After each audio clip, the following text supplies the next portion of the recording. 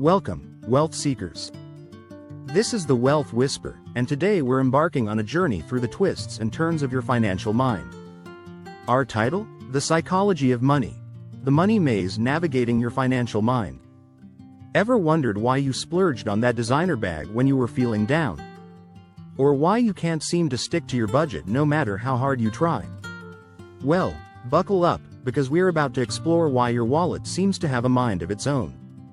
That's right, we're putting your brain on money under the microscope.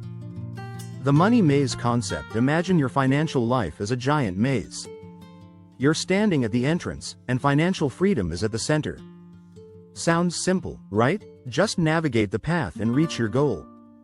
But here's the catch: this maze is in your mind, and it's filled with trapdoors, mirror halls, and hidden passages, all created by your own psychology. In this maze, 1. Emotions are the winding paths that can lead you astray or guide you true. 2. Cognitive biases are the optical illusions that distort your perception of the right way forward. 3. Subconscious patterns are the autopilot mode that keeps taking you down familiar routes, even if they're dead ends. Understanding this maze is the key to making better financial decisions.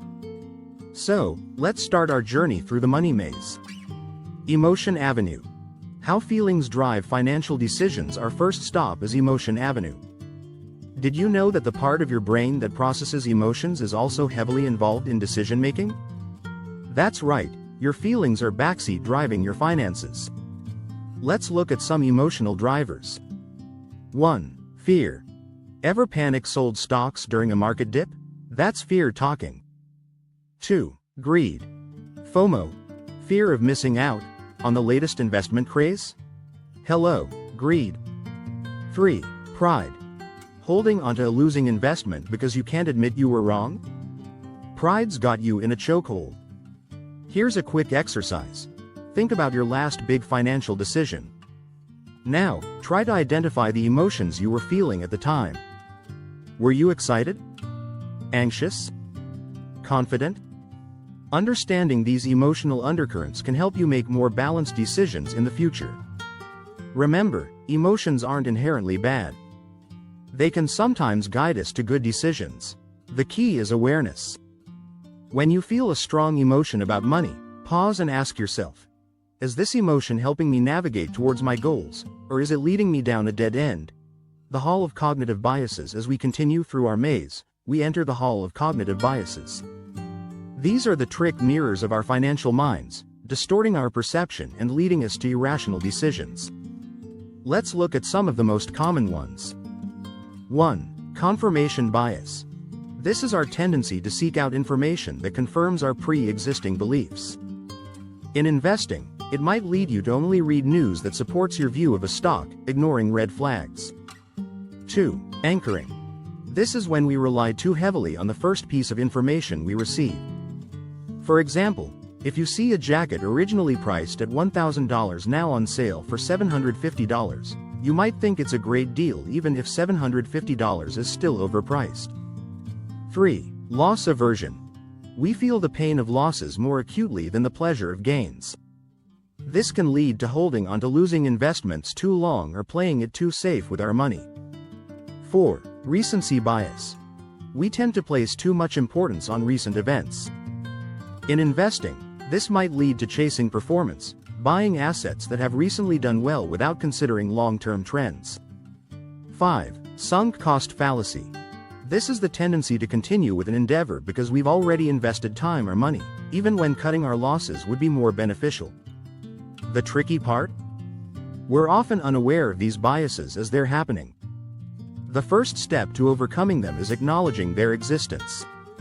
Next time you're making a financial decision, ask yourself, am I falling for any of these cognitive biases?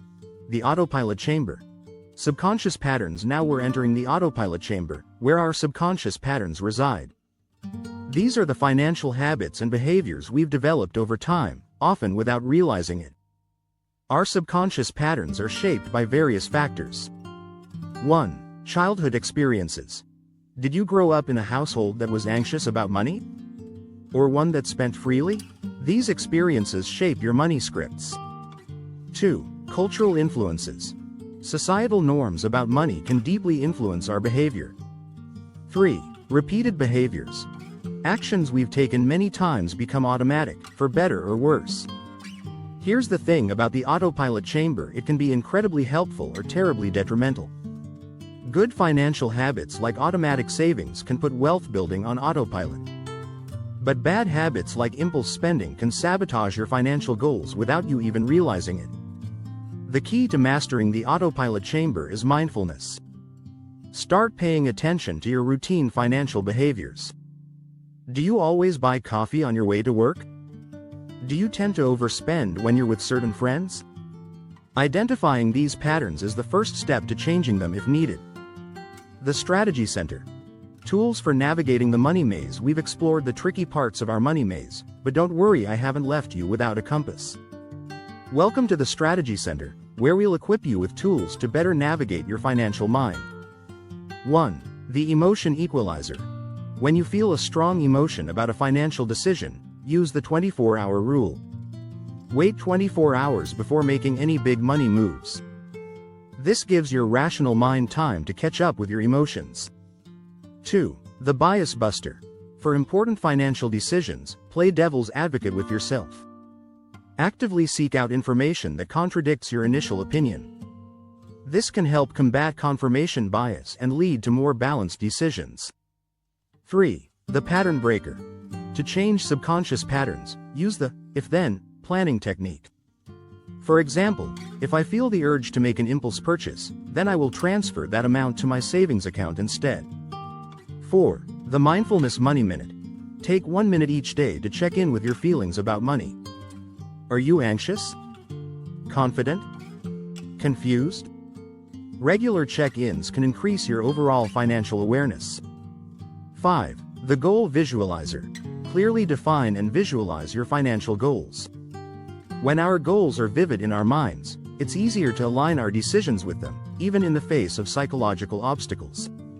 Remember, navigating the money maze isn't about perfection. It's about progress.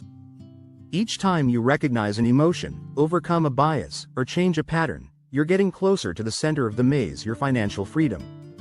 Mastering your money maze. As we conclude our journey through the money maze, remember this: your financial life isn't just about numbers.